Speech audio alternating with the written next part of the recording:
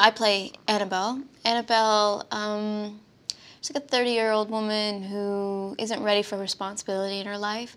She plays, bass in a punk band, and she's not ready to kind of move on to the adult phase of life. And she's totally in love with her boyfriend. At some point, her boyfriend gains custody of his nieces who had been left in the woods. No one knows how they survived and lived so long because they were babies when they were lost. And by Annabelle, I guess she unwillingly becomes their guardian. And you see throughout the film, she starts out as this, somewhat selfish woman, and she kind of learns to put herself last by the end of the film, and she really learns to care for these girls who have been cared for by something else in the woods, and Annabelle and this creature rival for the girls' attention. Annabelle's the rival to the affections of the girls. I think Mama was perfectly fine with the girls being there as long as they loved her best. And once they discover that Annabelle is warm and, like physically, like the temperature of Annabelle is warm, and there's something they can get from Annabelle that they could never get from Mama, you start to see their alliance start to shift. And that's what causes all hell to break loose in the house, and sets Mama on this path to remove her obstacle for of the children's affection, which then you have the throwdown of Mama and Annabelle. There is something about working with children that you don't know what they're going to do, and they bring the spontaneity to it.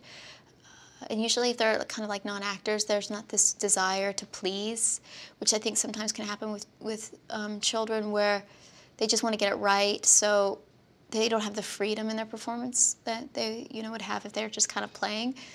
It's been really great. I'm so impressed by these girls. Little Isabel, I cannot believe what she can do physically is fantastic. He's like a full-on Renaissance man, and you don't really, it's too bad people won't see this. I hope there'll be a section that'll show his storyboards.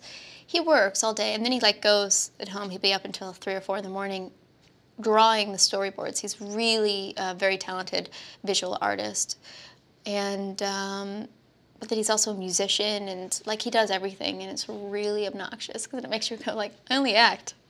You realize you can't do everything.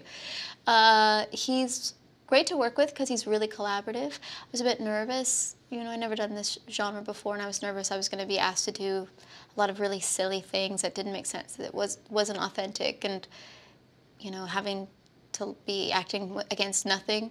Andy has created a space to try to make it as real as possible. He has Javier here who plays Mama for a lot of things where I'm reacting to Mama.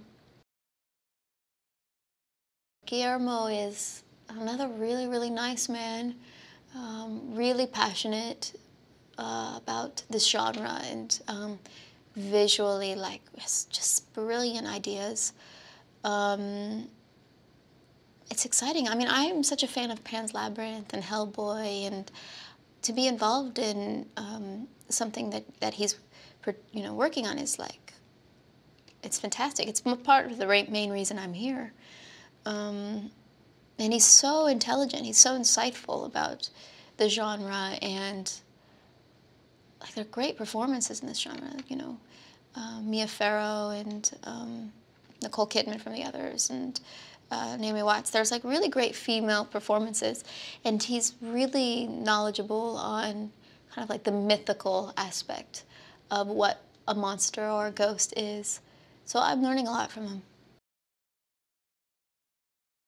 It's going to be the kind of film that the scares are really psychological, and it's a slow burn scare. But also it'll make you feel things because, I don't know, I approach every film like it's a drama. I approach it like they're real people, and I have, great responsibility to portray them.